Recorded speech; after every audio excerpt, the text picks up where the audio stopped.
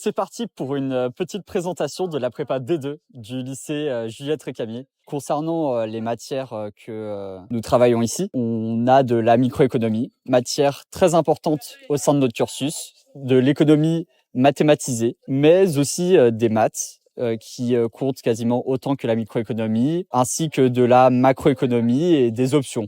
Gestion et HFE. On retrouve également de la culture générale. Concernant le volume horaire effectué par semaine, on est, concernant les cours à la prépa, aux alentours de 25 heures par semaine, auxquelles il faut ajouter l'école, les DS, mais aussi les cours à l'université Lumière, ce qui nous donne un total de 30 heures environ par semaine. Voilà. Dans notre prépa, on a une spécificité, c'est le fait qu'on peut choisir entre deux options, histoire des faits économiques et la gestion.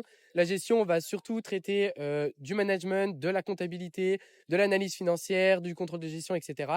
C'est une matière qui est très diverse et qui comprend plusieurs disciplines et qui peut servir pour les personnes qui souhaitent s'orienter vers la gestion, le management, etc. après la prépa. Et d'autre côté, on a une matière plus littéraire qui sera l'histoire des faits économiques, où on va étudier les mécanismes économiques durant l'histoire, notamment du XXe et du XXIe siècle, pendant la Première Guerre mondiale, etc. Et les épreuves sont totalement différentes. On aura plus d'aspects calculatoires sur la gestion et plus une dissertation pour l'histoire des faits économiques. Au niveau des spécialités, je pense pas qu'il y ait de combinaison parfaite. Le seul petit truc que je peux dire, c'est qu'il est vraiment nécessaire qu'on ait fait des mathématiques, que ce soit en spécialité, mais aussi en option, en maths complémentaire. Il y en a énormément qui ont fait maths complémentaire et qui s'en sortent. Pour l'accompagnement, que ce soit SES, histoire géopo ou même physique, on vient un peu tous de ces différentes spécialités. Pour ma part, j'ai fait SES, ça peut nous aider pour la macroéconomie d'avoir des petits tips en plus, mais franchement, ce n'est absolument pas nécessaire. Donc, tant que vous avez fait des mathématiques en option ou en spécialité, vous pouvez venir à la prépa des deux. Pour ceux qui souhaiteraient faire quand même la prépa alors qu'ils sont en maths complémentaires, c'est possible. On a des cours avec le prof de maths où il reprend tout depuis le début assez rapidement.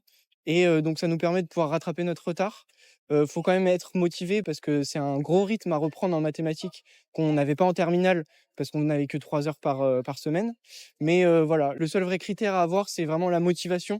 Faut être ultra motivé pour pouvoir reprendre et rattraper son retard en mathématiques. Mais sinon, c'est complètement possible. Et voilà, juste la motivation qui va compter. Et on sera heureux de vous accueillir si vous venez en maths complémentaires. Et les deuxièmes années seront là pour vous aider si vous avez des difficultés. Concernant les langues, on a l'opportunité de continuer notre LVB, donc à choisir parmi l'italien, l'allemand ou même l'espagnol, qui vient donc compléter notre première langue. Donc concernant les débouchés, forcément le principal débouché c'est l'ENS Paris-Saclay, donc l'école normale supérieure en économie-gestion, puisque c'est le concours auquel la prépa il nous prépare. Mais c'est pas le seul débouché, il y a aussi l'ENSAI et on a également les écoles de commerce, pas le top 3 parisienne, mais par exemple on en a beaucoup qui vont à l'EDEC ou quelquefois à l'EM Lyon. Et on a également beaucoup de magistères en fac, donc c'est des parcours sélectifs de fac en 3 ans, dans plein de domaines variés et aussi des L3 sélectives à l'étranger, en Erasmus, et voilà. Concernant les évaluations, on a un test par semaine, donc entre 2 et 4 heures. Ils sont pas le samedi matin. Voilà, ça c'est cool. Après, au niveau d'école, on a 2 calls par semaine en général. Les professeurs font au maximum pour pas qu'on en ait 3. Pour la fac, on va avoir des TD. Donc, une fois par semaine, on a 3 heures de TD. Après, on a aussi des partiels. Donc, pour finaliser le semestre à la fac, certains sont en distanciel, donc sous forme de QCM. Et d'autres sont en présentiel. Et pour finir, les concours blancs, donc on va en avoir un par semestre qui résume les 4 épreuves de l'ENS, donc l'option soit gestion ou HFE, maths, micro et macro. Et on en a un par semestre, donc pendant tout le cursus de la prépa, on a en tout 4 concours blancs pour nous préparer au maximum. La spécificité un peu de notre prépa aussi, c'est que on a en même temps des cours à la prépa, donc au lycée, et à la fac. Donc nous, on est partenaire avec l'université, donc Lyon 2. Et en même temps qu'on prépare les concours, on valide également notre L1 et notre L2 d'éco-gestion. Donc en première année, on a environ 6 heures de fac par semaine avec des CM et des TD. Et c'est très pratique parce que la fac, elle est vraiment en face. On a juste à traverser le Rhône. Genre, c'est à 10 minutes à pied.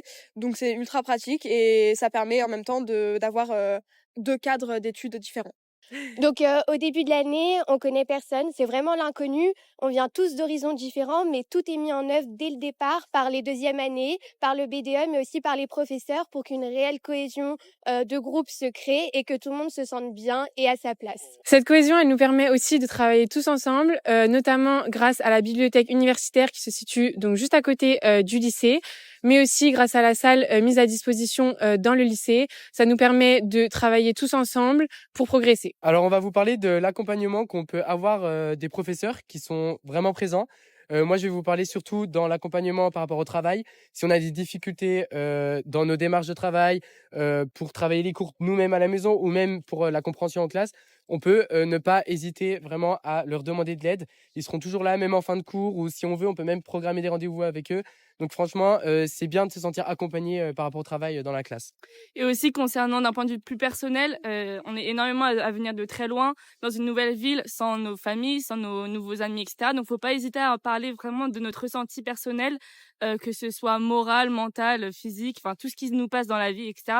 C'est vraiment conseillé de leur en parler. Quant au travail personnel, alors c'est vraiment subjectif, ça dépendra de chacun. Il y en a qui vont en avoir besoin plus que d'autres, mais on reste quand même sur un rythme qui est très important parce qu'il faut pas oublier qu'on est en prépa et que le travail personnel, c'est ce qui pèse le plus parce qu'on fait beaucoup en classe, mais c'est le travail personnel qui va faire la différence. Donc il n'y a pas de matière à négliger et c'est pour ça que le travail chez soi, il est vachement important parce que c'est pas les profs qui font tout. Et même si le travail il est important, il faut dire que la vie perso, elle est tout aussi importante pour garder un bon équilibre de vie. Donc sortir, voir ses amis, faire du sport, etc. C'est très important et ça l'est tout autant que le travail.